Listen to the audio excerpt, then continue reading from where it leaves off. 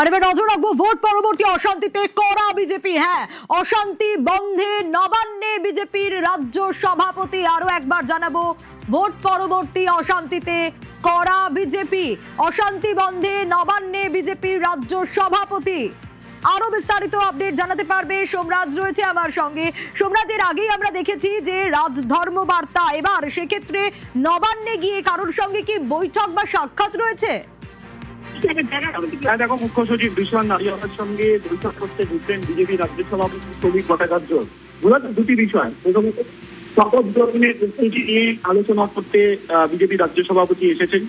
তুমি জানো যে শপথ গ্রহণ হবে আগামী 9 মে এবং প্রাথমিকভাবে এখন পর্যন্ত ঠিক রয়েছে ব্রিগেডে এই শপথ গ্রহণ হবে। এবং নতুন সরকারের এই শপথ গ্রহণের প্রস্তুতি নিয়ে এখনো পর্যন্ত বিজেপির তরফে কি পরিকল্পনা নেওয়া হয়েছে এবং সেক্ষেত্রে রাজ্য প্রশাসনের প্রাথমিকভাবে তারা কি পরিকল্পনা করছেন, গোটা বিষয়টি নিয়ে আলোচনা করতেন বিজেপি রাজ্য সভাপতি শ্রমিক ভট্টাচার্য এসে পৌঁছেছেন এবং নবান্নের 13 তলায় মুখ্য সচিবের ঘরে ইতিমধ্যেই সেই আলোচনা শুরু হচ্ছে এবং সেই বৈঠকে পূর্ত দপ্তরের আধিকারিকরাও রয়েছেন। তুমি জানো যে এই যে শপথ গ্রহণের অনুষ্ঠান যে হবে আগামী 9 তারিখ, এবং সেখানে বহু ভিভিআইপি ব্যক্তিত্বরা থাকবেন, বিশেষ করে একাধিক রাজ্যের মুখ্যমন্ত্রীরা থাকবেন, স্বয়ং প্রধানমন্ত্রী নরেন্দ্র মোদীর উপস্থিত থাকার সম্ভাবনা রয়েছে। ফলত এই যে নিরাপত্তা ব্যবস্থা এবং সেক্ষেত্রে কত মন্ত্রী ও অতিথিদের আসার কথা রয়েছে এবং সেক্ষেত্রে বিজেপি কত সংখ্যক ব্যক্তিত্বকে আমন্ত্রণ জানাবে, তার সামগ্রিক বিষয় নিয়ে এই আলোচনা করা হবে বলেই মনে করা হচ্ছে। এবং সেক্ষেত্রে দুই তরফেই কি পরিকল্পনা রয়েছে শপথ গ্রহণের, তা নিয়ে আলোচনা করতেই এই বৈঠক বলেই নবান্ন সূত্রে জানা যাচ্ছে। পাশাপাশি ভোট পরবর্তী যে অশান্তি এবং সেক্ষেত্রে রাজ্য প্রশাসনের কি কি পদক্ষেপ নেওয়া উচিত তা নিয়েও আলোচনা করতে এই বৈঠক করা হচ্ছে।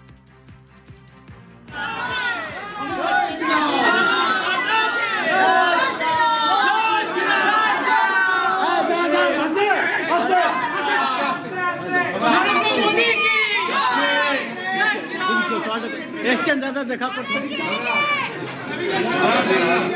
8 তারিখ সন্ধ্যাবেলা বিধায়ক দলের বৈঠক, 9 তারিখ ব্রিগেড প্যারেড গ্রাউন্ডে আমাদের শপথ গ্রহণ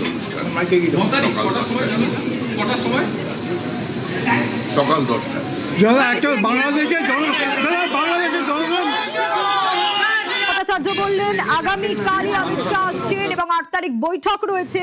কে হবেন বাংলার মুখ্যমন্ত্রী, বিধায়কদের মানে মন্ত্রিসভা কিভাবে সাজানো হবে সে নিয়ে বৈঠক হবে এবং 9 তারিখ শপথ গ্রহণ। তারই পাশাপাশি এই মুহূর্তে নবান্নে বিজেপি রাজ্য সভাপতি। কেন, কি কারণ? তার কারণ এর আগে আমরা দেখেছি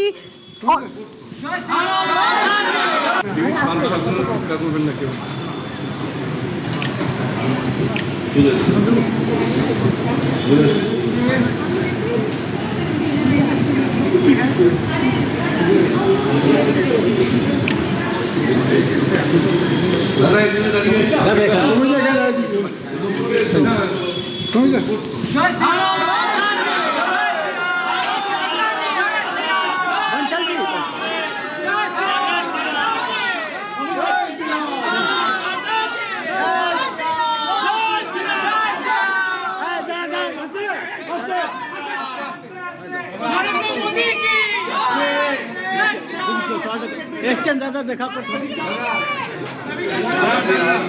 8 তারিখ সন্ধ্যাবেলা বিধায়ক দলের বৈঠক, 9 তারিখ ব্রিগেড প্যারেড।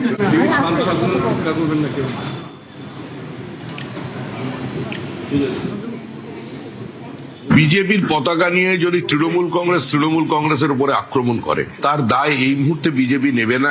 এ কারণেই নেবে না কারণ এখনো পর্যন্ত আমরা সরকার গঠন করিনি। রাজ্যপালকে এবং নির্বাচন কমিশনকে দায়িত্ব নিতে হবে তৃণমূলকে তৃণমূলের হাত থেকে বাঁচানোর জন্য। হঠাৎ কিছু নব্য বিজেপি হয়েছে যারা তৃণমূল থেকে ঢুকেছে, এদের আমরা পার্টি থেকে বার করব।